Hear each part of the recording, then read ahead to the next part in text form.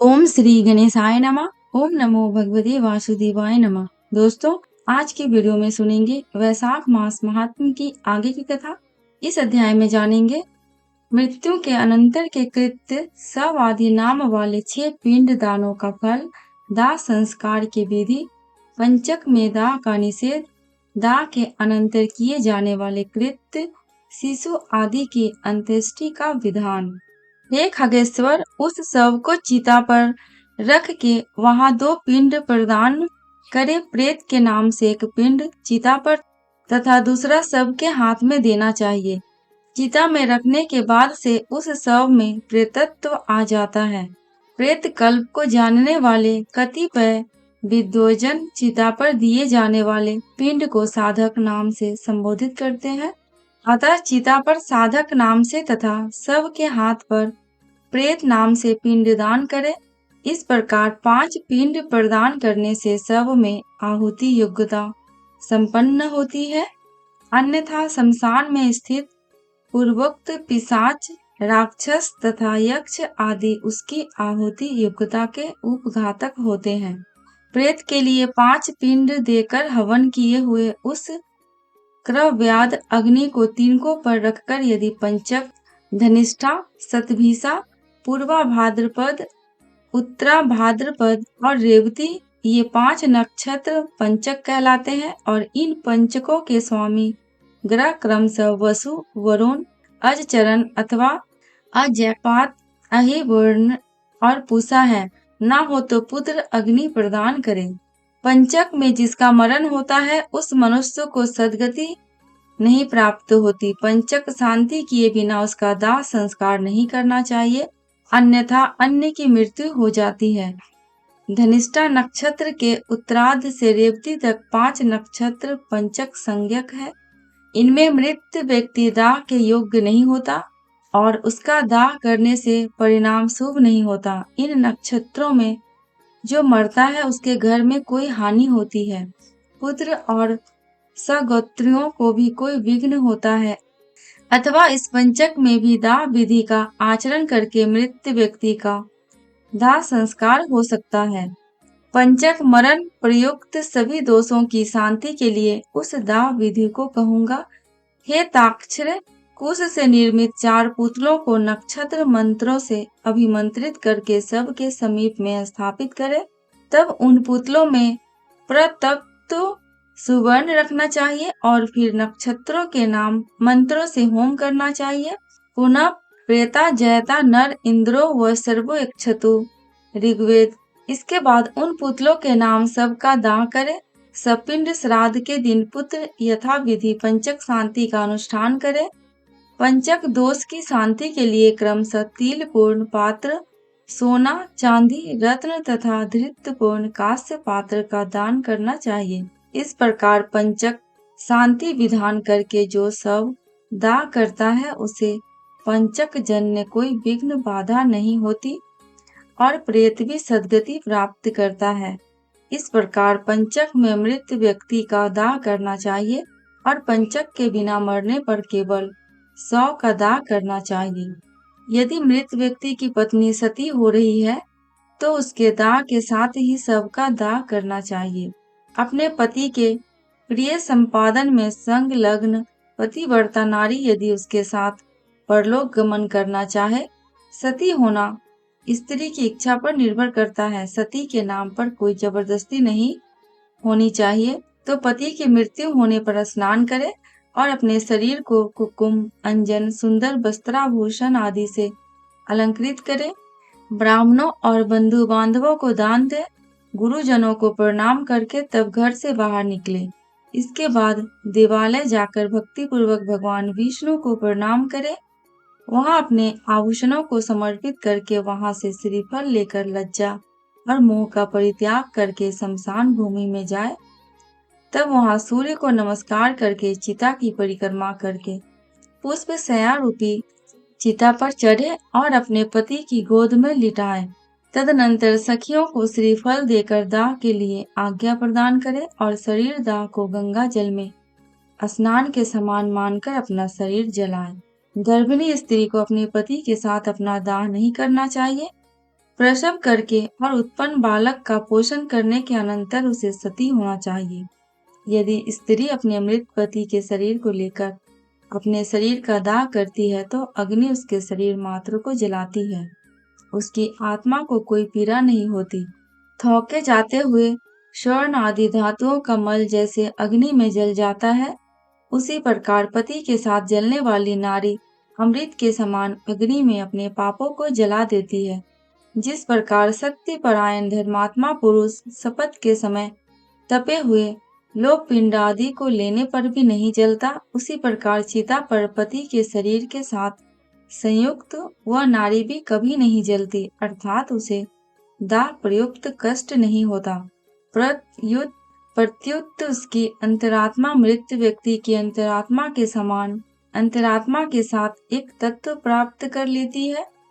पति की मृत्यु होने पर जब तक स्त्री उसके शरीर के साथ अपने शरीर को नहीं जला लेती, तब तक वह किसी प्रकार भी स्त्री शरीर प्राप्त करने से मुक्त नहीं होती। इसलिए सर्व प्रयत्न पूर्वक मन, वाणी और कर्म से जीवित अवस्था में अपने पति की सदा सेवा करनी चाहिए और मरने पर उसका अनुगमन करना चाहिए।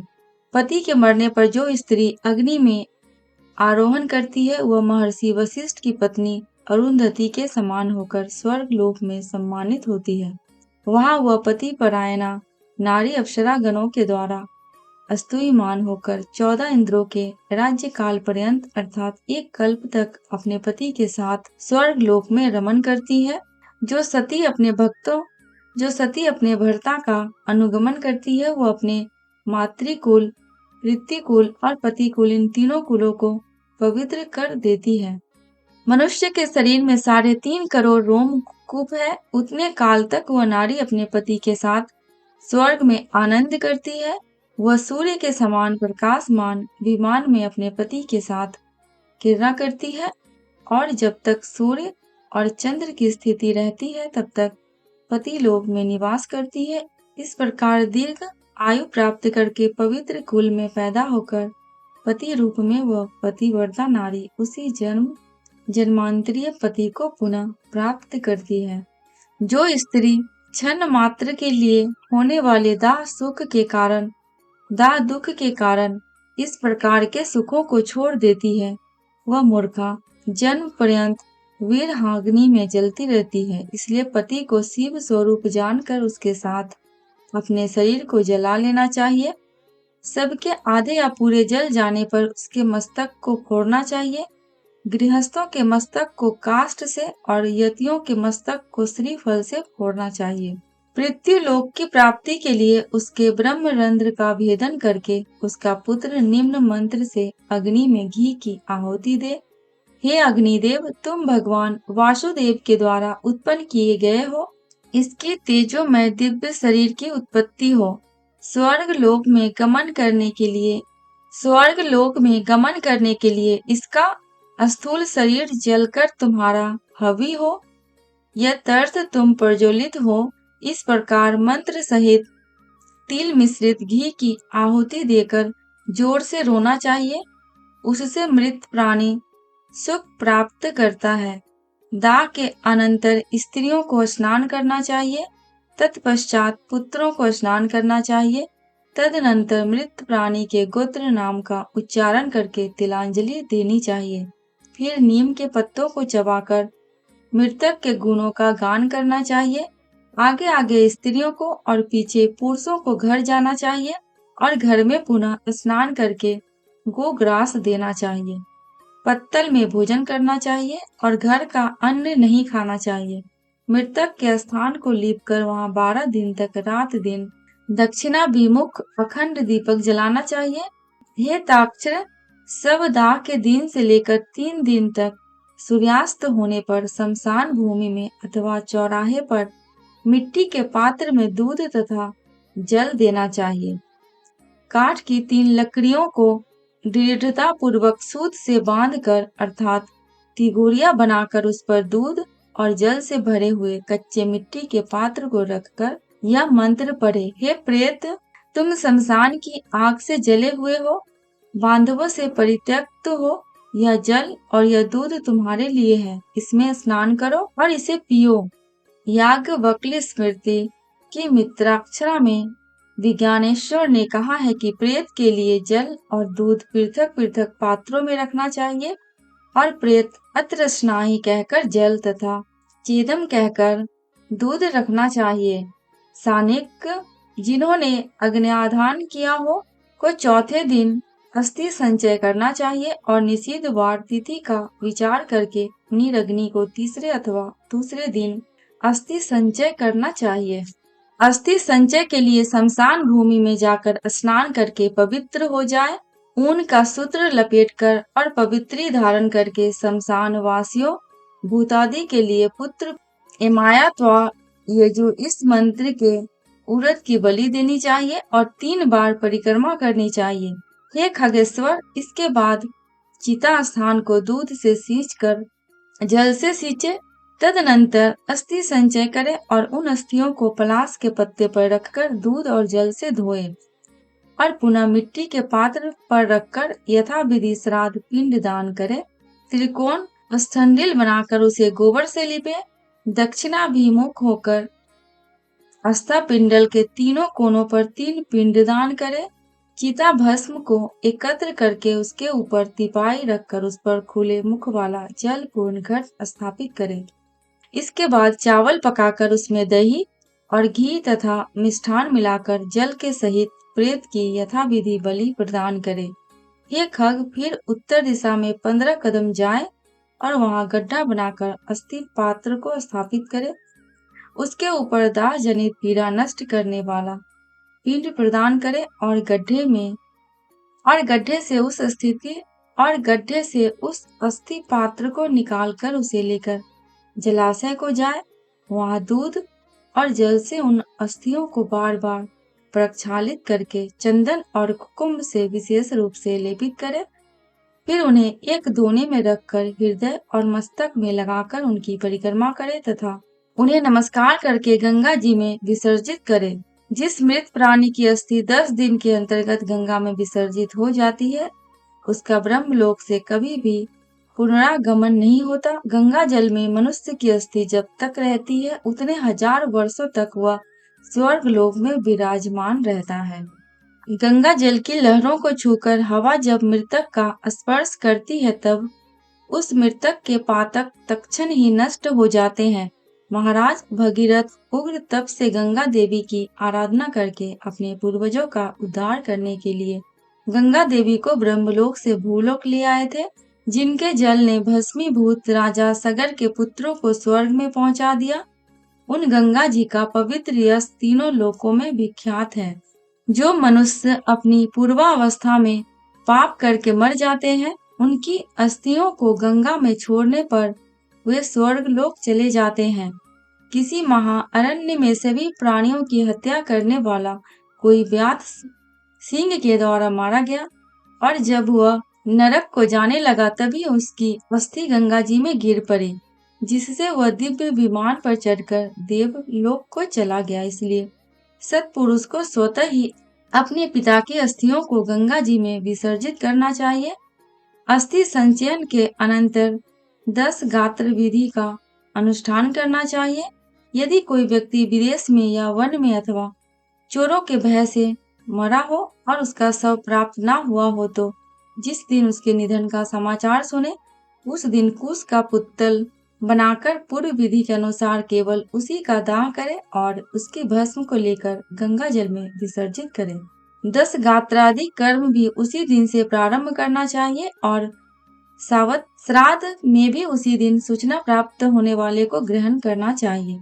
यदि गर्भ की पूर्णता हो जाने के अनंतर नारी की मृत्यु हो गई हो, तो उसके पेट को चीरकर बालक को निकाल ले। यदि वह भी मर गया हो, तो उसे भूमि में गाड़कर केवल मृत स्त्री का दाह करे। गंगा के किनारे मरे हुए बालक को गंगा जी में ही प्रवाहित कर दे और अन्य स्थान पर मरे 27 महीने तक के बालक को भूमि में गाड़ दे। इसके बाद की अवस्था वाले बालक का दाह संस्कार करे और उसकी अस्थियां गंगा जी में विसर्जित करे तथा जल पूर्ण कुंभ प्रदान करे तथा केवल बालकों को ही भोजन कराए। गर्भ के नष्ट होने पर उसकी कोई क्रिया नहीं की जाती है, पर शिशु के मरने पर उसके लिए दुग्ध दान करना चाहिए। बालक चूड़ाकरण से पूर्व या 3 वर्ष की अवस्था वाले के मरने पर उसके लिए जल पूर्ण घट का दान करना चाहिए और खीर का भोजन कराना चाहिए। कुमार के मरने पर कुमार बालकों को भोजन कराना चाहिए और उपनीत पौगंड अवस्था के बच्चे के मरने पर उसी अवस्था के बालकों के साथ ब्राह्मण को भोजन कराना चाहिए। 5 वर्ष की अवस्था से अधिक वाले बालक की मृत्यु होने पर वह चाहे यज्ञोपवीत संस्कार संपन्न हो अथवा जिसका यज्ञोपवीत संस्कार ना हुआ हो, पायस और गुड़ के 10 पिंड क्रमशः प्रदान करने चाहिए। पौगंड अवस्था के बालक की मृत्यु होने पर वृषोत्सर्ग तथा महादान की विधि को छोड़कर एकादशा तथा द्वादशा की क्रिया का संपादन करना चाहिए। पिता के जीवित रहने पर पौगंडावस्था में मृत बालक का सपिंडन श्राद्ध नहीं होता, अतः 12वें दिन उसका केवल यज्ञोद्दिष्ट श्राद्ध करें। स्त्री और शूद्रों के लिए विवाह ही व्रत बंध स्थानीय संस्कार कहा गया है।